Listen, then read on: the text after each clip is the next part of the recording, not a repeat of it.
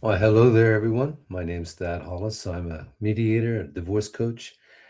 I'm an Australian FDRP, which is a family dispute resolution practitioner. I'm an AMDRAST mediator. I'm a certified conflict coach. I am an accredited divorce coach. I'm all those things. And basically, what I'm interested in is helping people find a way through the confusion of separation or just trying to find how to get to the other side of life, really. You know, one of the things that I think is always difficult is once we're separated, it's trying to figure out, or going through a separation, is how to navigate the emotions, the morass, the legal stuff, all of these things that go on in our lives, and how to basically try and get through the other side. And part of my role is to help people find that there is a way through this, and you will get to the other side. So there's not a absolute shutdown, but it feels like a forever. So, as a divorce coach, I help people go through all of these different cycles that you go through. It's a grieving cycle to get through to the other side, and you will get through to the other side. As a mediator, I help couples or parties in a dispute find a way through and navigate a negotiated outcome facilitated by myself. So, I work in these two areas, but it's all connected to me. It's all about taking people who are hurting and helping them find a way to heal through the process to get to the other side. So, one of my little tagline is "Don't get mad, talk to Thad," which is just simply way to put is if you're frustrated, if you just don't know what's going on, reach out. I'm happy to have a conversation. It's a complimentary call with me. Contact me at admin@betteroutcomes.au. That's admin@betteroutcomes.au. And we can arrange a call just to have a chat to see where you're sitting, see where you're going, and what's happening for you. So that's what I do. Um, I've been doing it for over 30 years, just helping people navigate difficult conversations and to get through the other side and provide them hope to know that they will get there. So, anyway, today we're here to talk about worried about your ex parenting the kids and what to do before you react. So this is something that comes up a lot. Now that you've gotten through the separation, you're now done. You've got separate accommodations organized. You've figured out that you haven't been able to get along.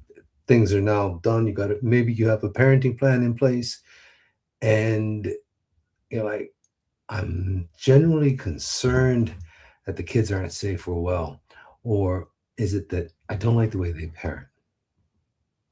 And that's what we're going to be talking about today. Well, I'm going to be talking to you. You can contact me and we can have a chat about it. So that's how we'll do it. But it comes up a lot. I'll hear, I generally concerned about the well being of my children. And what I might be hearing is, I don't like the way they parent. So there's a few questions that I ask, and it'll be like, if, you know, you might want to say, I don't trust them with the kids.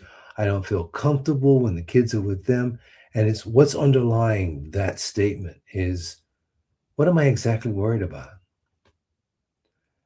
Have I seen something, or am I imagining it? Or is it a different parenting style? Or is it a genuine safety issue? These are some questions that we need to work out before we can suddenly go, raise the flags, abandon ship. We got a problem here. Let's just get this, figure out the pattern. And lastly, how are the children responding? Do they seem to be in a crisis? Do they seem to be disturbed? Or are they generally healthy and they're happy and they look forward to being with the other parent? Now, at specific ages, it's all going to be different. We all know that having a conversation with a teenager is very different than having a conversation with a toddler. And it's night and day. So, how a 14-year-old will communicate and how a 4-year-old, a 7-year-old, a 9-year-old will communicate is all very different.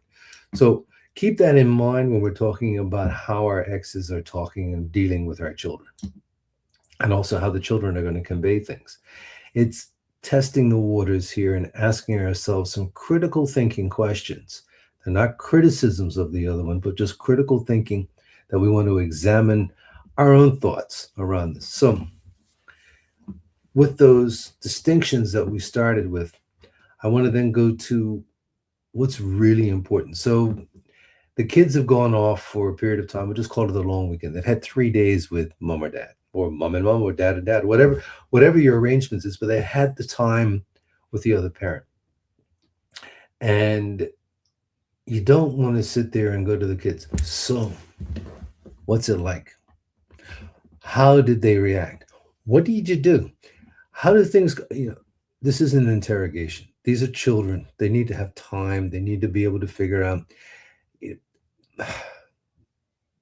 Let's look at this. Ask the questions that are genuinely loving and kind, and questions that you'd want to hear. How about, how was your time? Did you guys do anything special? Is there anything that you'd like to do, or you want to talk about, that we could do here? Just open up the conversation. It isn't about what's it like. What did you do? Where'd you please don't ask the 20 questions. This isn't a grilling. This is their time with the other parent.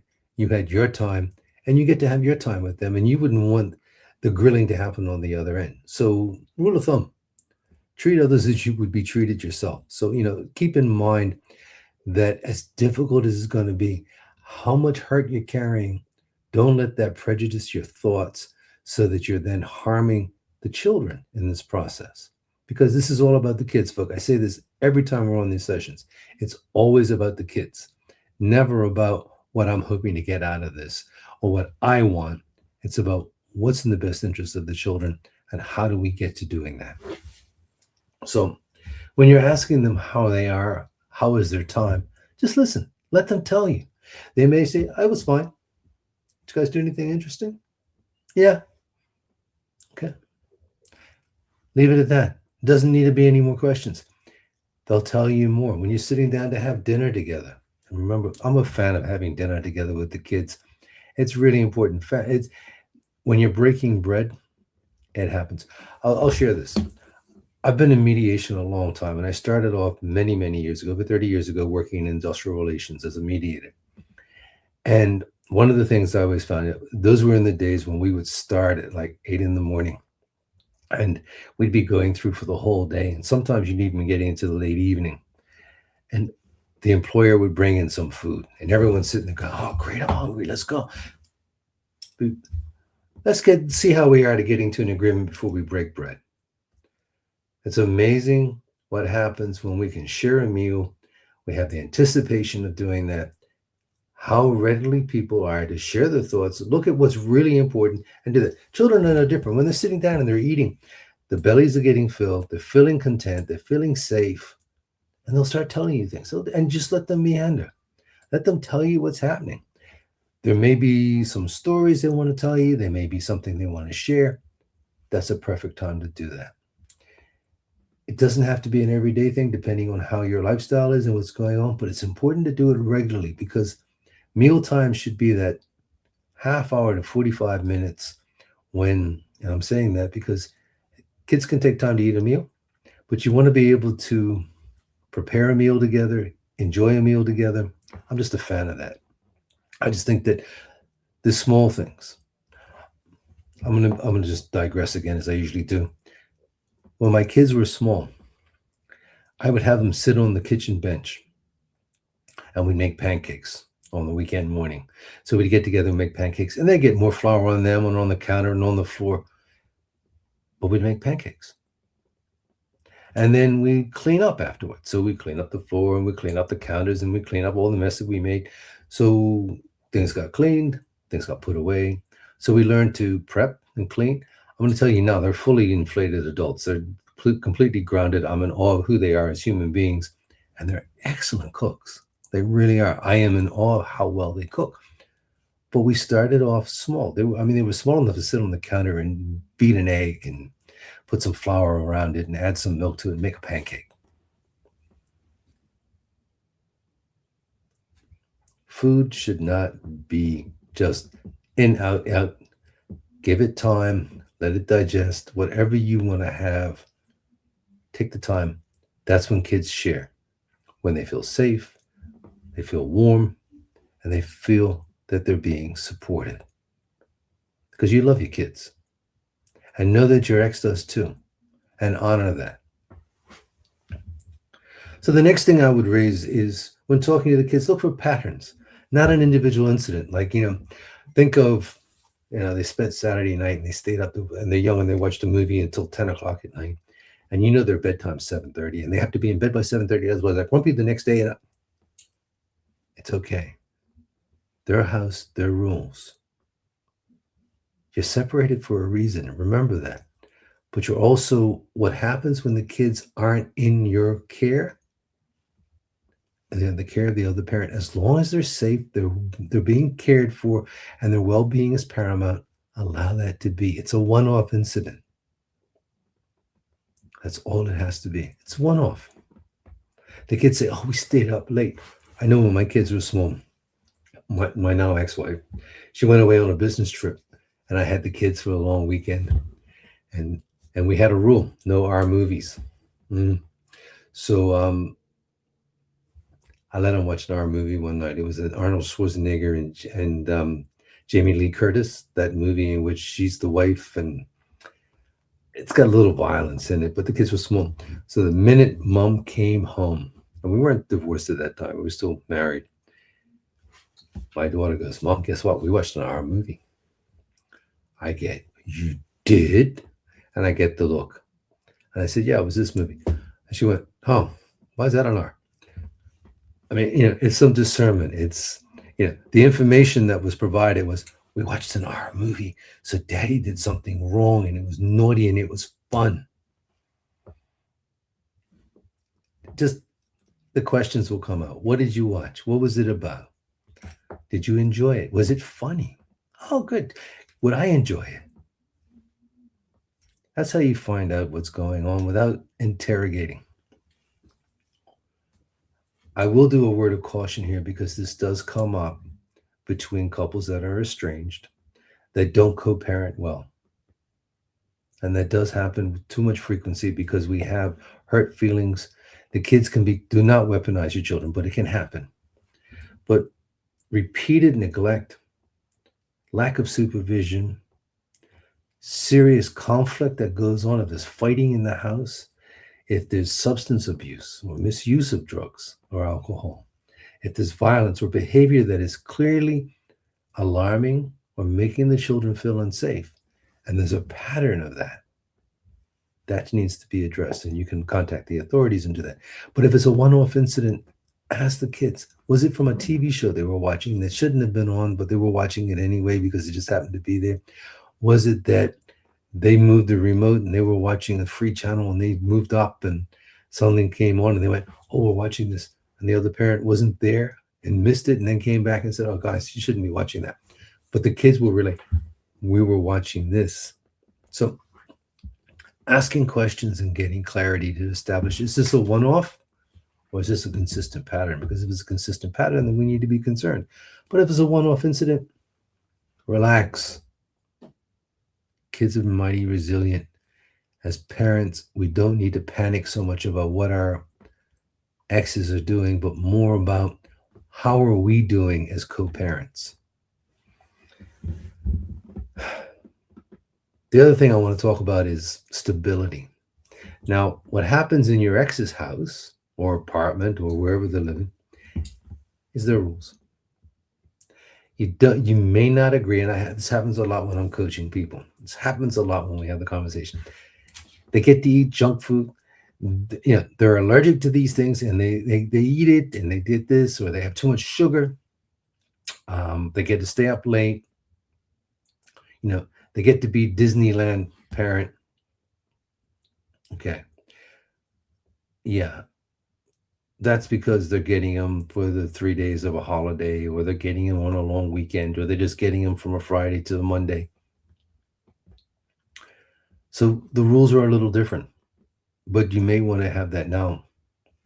In your house, be consistent. Those are your rules.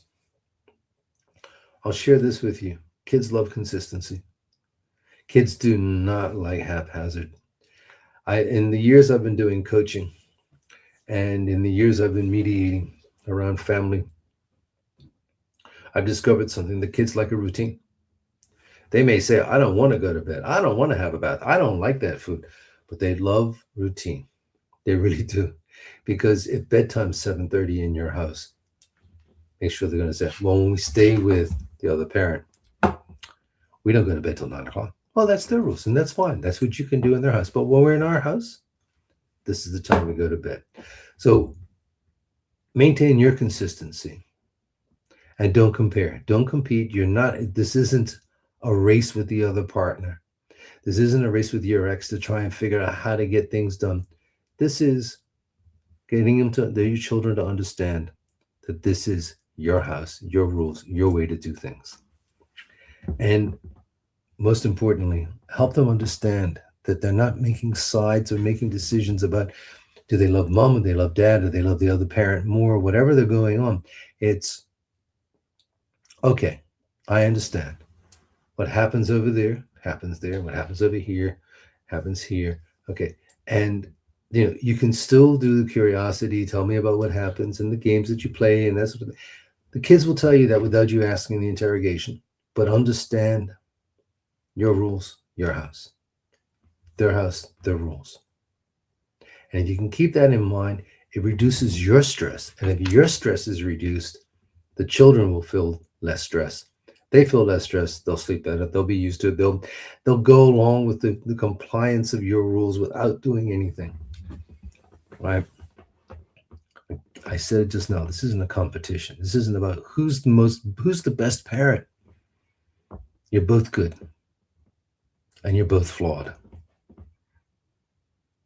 You're not going to get it right every time. You're going to make mistakes. Owning the mistakes, being an imperfect parent, it's okay. Just be consistent. Apologize. Let them know that it's okay as the kids. You're a little late for dinner, or you missed something, or they left their favorite toy at the other parent's house. Okay, we have other toys here. Is that, or do we really need to go back there and get that? Is that going to be important? Okay. Work out what's happening for them. Is it the trauma? Did they miss something? Is it just a drama of a child? And what can you do to accommodate that without inconveniencing yourself or the other parent? It's conversations with be an adult and talk to your ex how to co-parent together. You don't have to like each other anymore. But if you love your children, remember that's what your focus is. It's your children. So just a little bit about safety. If you're genuinely concerned that there's imminent danger when your children are there, that they're in an unsafe environment, for any of those reasons I talked about, like there could be misuse of alcohol or drugs, there could be exposure to violence or uncertainty or coercion of some type, and there's a pattern, report it. Get the appropriate professional advice about how to contact that. Contact a family lawyer. Contact myself. Have a discussion about whether or not we'll do that. Then we can alert the authorities to make sure the kids are safe. This is all about the children. Do not do a false alarm because you think that the kids had a late night one night on a Saturday night and they stayed up too late. One-off incident isn't a pattern. A pattern of abuse is quickly established. You'll know when it's happening. You'll see it. Intervention is absolutely going to be a priority because the well-being and safety has to be the only thing that matters. We don't worry about the other stuff. Don't worry about your feelings. We worry about the children.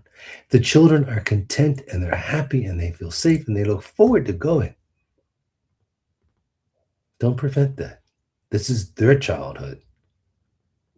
No matter how you feel about your ex, don't deny your children opportunity to be co-parented. Don't deny your children to spend time with their other parent. Ever. That's just cruel. And I have seen it in all the years, the 30 years I've been doing this. And keep in mind, I get to see second generations come in now. It's so long I've been doing this, that it comes back later. You may feel you're winning the battle now, but if you make it a battle, you will lose because your children will know by the time they're teenagers which parent held them back from seeing the other. They will know the difference. And you don't want to be that parent which is not able to see your children become adults. Always think the long term. I tell parents this.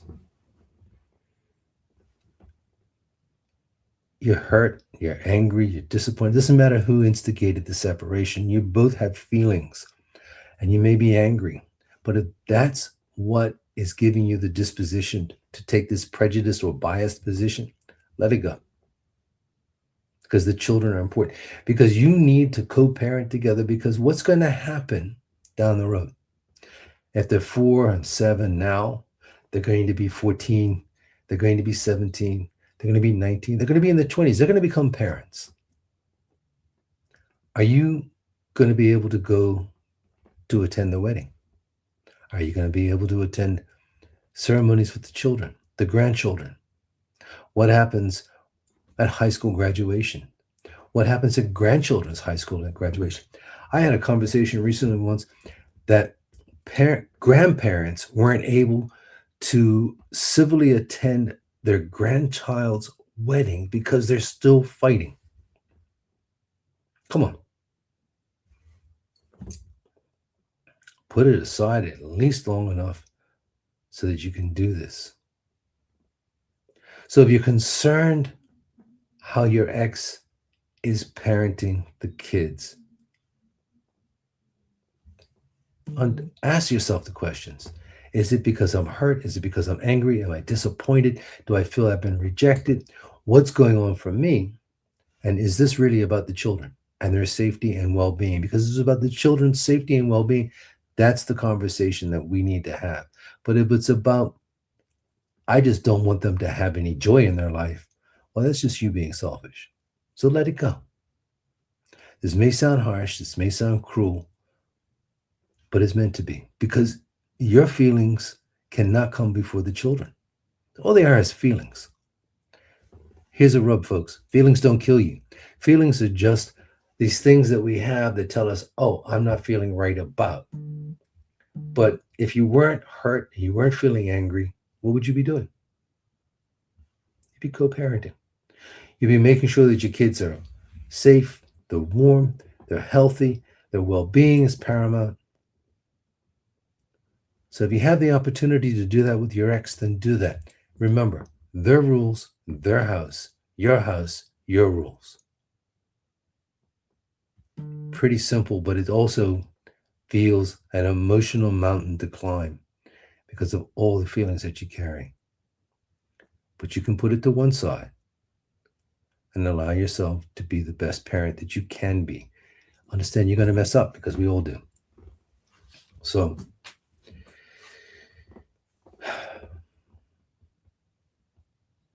different parenting styles does not mean that they're in danger. Danger is danger, and you need to be aware of that. But don't assume that it's there just because you don't agree with their particular parenting style. You may not have agreed while you were together. So let it go. Safe, secure, emotionally stable, well-being, that's your focus for your kids. That's what I wanted you to go away with today. So if anyone is having any questions about this, and if I sounded like I'm lecturing, it's because it's one of the things that I constantly come up with as a mediator, as a divorce coach. How do you co-parent going forward? It's messy, it's difficult, but communication is key. It's removing your emotion and finding a way that communication works. I have seen couples who were in crisis not being able to even exchange an email civilly begin a civil conversation and watch things change in a matter of months. It doesn't happen overnight. It does take time, but it builds the consistency of communication, and trust will come. And then it doesn't matter what you feel about each other, because you both get to find the common ground of how do we help our children and what's in their best interest. And that's where we start. Anyway, enough out of me, enough of what we're talking about. I hope that makes sense to you. So if you have any questions, or if you're someone working with parents in crisis, or they have questions about how to navigate any of this, I'm happy to be able to provide assistance. There's a complimentary call. We can organize that. So reach out at admin@betteroutcomes.au. I'm Thad Hollis. I'm a certified mediator. I'm an accredited divorce coach. I do these things to help people heal their hurt, to find a way through so we can all be better human beings at life's most difficult crisis that we go through. Separation feels like a mountain, but we can get through it together. Never do it alone because it's always going to be about a we thing. We can do it. We build a team. We help each other. We get through the other side. It's a promise, guarantee. Anyway, folks, thank you for taking the time. Truly appreciate you being here today. And reach out. Any questions? Thanks very much. Take care now.